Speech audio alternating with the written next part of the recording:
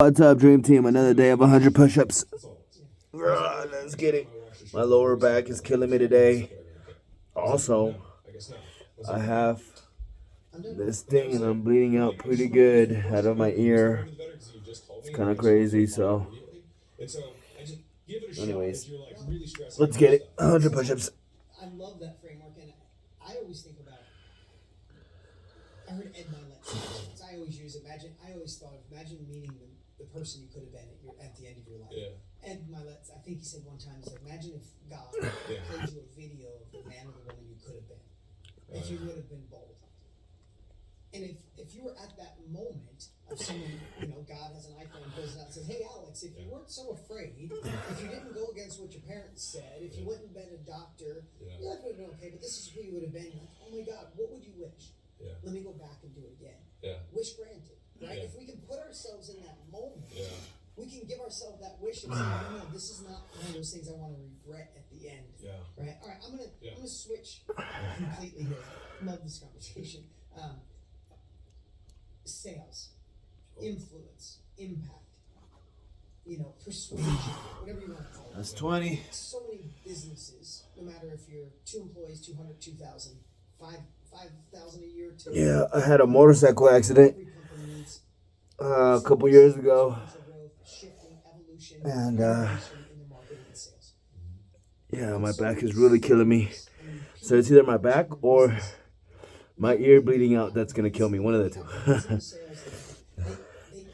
All right. I feel we are in an era where sales is considered bad, when simultaneously it is the obstacle for every successful business that exists.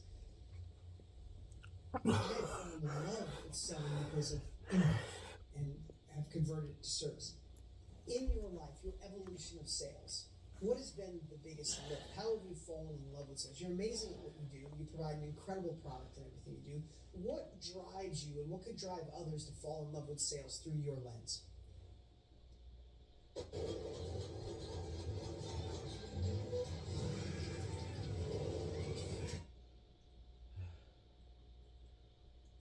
All right, so we're at 30 push-ups. Hold on. Helping the person you're speaking to realize that they are in power. And the three things, like if we the more you sell, the more you hear the same excuses, right? And so in a lot of ways, selling is the first conversation you have with someone, make decisions to help themselves. And so there are three major buckets that people use to blame, right? We said earlier about where the finger of blame goes, so does the power. And so the widest area of this is, think about it like an onion, right? This is the best analogy I can give. The outer layer is circumstances. So they're going to blame money, they're going to blame time, they're going to blame some particular aspect of the thing that they're buying that's not perfect for them, whatever it is, right? But that's the first layer. Underneath of that, they're going to blame other people. They're going to blame their partner, their spouse, their kids, their wife, their coworker, their whatever, right? That's the second layer. And then the final layer is that you have somebody. So if I make you realize, like, okay, well, the difference between self-made millionaires and you is that you both started at zero. So what's the difference? They decided to do something, right? All of a sudden, you can start breaking down each of these beliefs. And with other people, it's like, I'll give you a common one. It's like my spouse, right? My spouse won't let me do this. It's like, okay, well, let's play it out. Well, if every time you want to make these decisions that are going to help yourself, and every time your spouse says no, 3 years from now, I was like, how are you guys going to feel? So like, you probably resent your spouse because they've held you back this whole time. And so what happens is you're actually giving your spouse the responsibility over your success in life. That's not fair. It's not fair to them. Not fair to your marriage. Yeah. I was like, so you're planting the seeds right now for a resentment tree to grow later. And so what I think you want is you're thinking you need permission, but what you actually need is support. I love those two layers. And what's the center piece? The center layer is avoidance. So now you're talking to the person in power. So it's like, okay, it's not the time, it's not the money, it's not someone else. It's not other people. What they try and then do is like, I'm gonna think about it. I'm not sure, right? It's avoidance. Now we could get into like, is it shame? Is it fear? Is it self-doubt? Like whatever it is. All I know is that they avoid the decision. That I can observe. They avoid the decision. They just try it.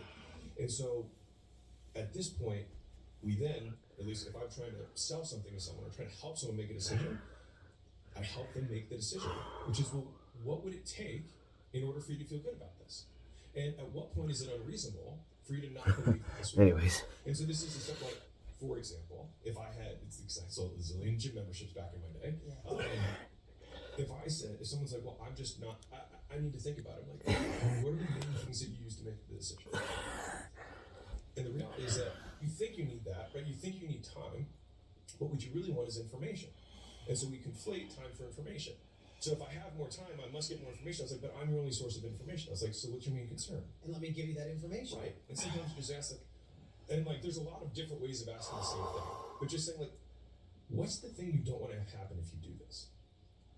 What are you afraid of having happen? Wow, so good. And a lot of times it just pierces right to the point where like, I just don't want to buy another thing and have my husband do it. Right. And you're like, right. And then you're like, I feel you. I was like, so what if we do this? And like, and then you can, now you actually just have a real conversation. Exactly. Now we're not smoke screening. We're actually getting to the real stuff. And the thing is that if you have like, I love this quote. I don't remember where I heard it, but it was closers ask hard questions, right? And so most people hate sales because they were not sold well. Like true sales doesn't feel like sales. It just feels like making an informed decision with somebody who is an expert who helps you make the best decision for you. Yeah. And you know what? And this is what I train all the salespeople to do. I was like, my goal is that you help the person that you're speaking to decide, not that they buy. Make a decision. Even if the decision is absolutely no, they made a decision. Yes, and they walk out, right? Not the miserable maybe, right? Miserable maybe. Right? Write that one down. Right? Another year of almost, right? Who wants that? And so it's like and this is, again, I've trained a lot of sales teams and whatnot. And so I'm like, you have to train for no. You have to expect no. And this really comes with anything in life. Is that like, Oh, I'm stretching my back, you guys. Sorry if I'm being weird right now. All right. You just put up a page. People just go on Amazon and click buy, right? And so we have to expect that the people who are coming to us, and I train a lot of weight loss sales teams, if they could do it on their own, they wouldn't be here. Right. So we have to expect that they're going to have some demons in the closet. We like think about it like this: you're side by side with them. You've got a sword, and they don't. And they're like, the monsters are in here, and you're like, all right, let's open the doors, right? And like that's the role of the salesman. It's like you can kill these demons in front of them. You're like, it's not your husband's responsibility, right? It's not the fact that you don't have time, because I can promise you, there's someone who's had it worse who's done better. Right? And so you can have those real conversations. And so for me, that's where I get passionate about it, because I think real sales. In real sales is service. You're serving that person, because if it's a gym membership, they've been putting off getting themselves in shape. And if you quit before you get to the root cause, the peeling back the onion, to get to the avoidance, the avoidance leads to the root cause of why they're not going to the gym. If as a salesperson you got to solve that and they were in the gym, then you did good for the world by selling. And in every business that I've been a part of, every business I consult with, if that sales as service mindset doesn't exist, if it's just what is the average ticket, how much are we getting, what is that lead worth, I know that company's not going to make it. But when you know this because you're buying companies faster than anyone I've ever seen, when you go into a place where they're heart-centered and service-oriented, and they have an amazing sales floor to get people to take the action that changes their lives, that's a company I put money in.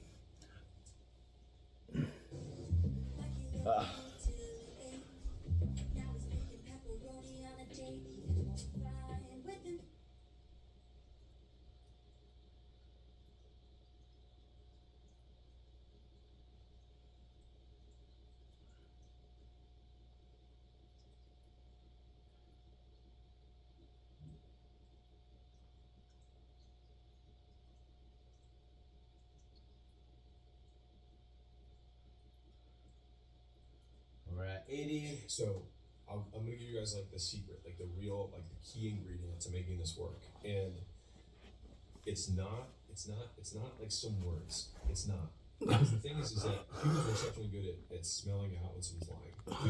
We've thousands of years of evolution to see if someone's going to trick you and then, steal your food or whatever it is. We're actually really good at and intuitively, like, you don't know if someone's lying, but you're like, I just feel off, right?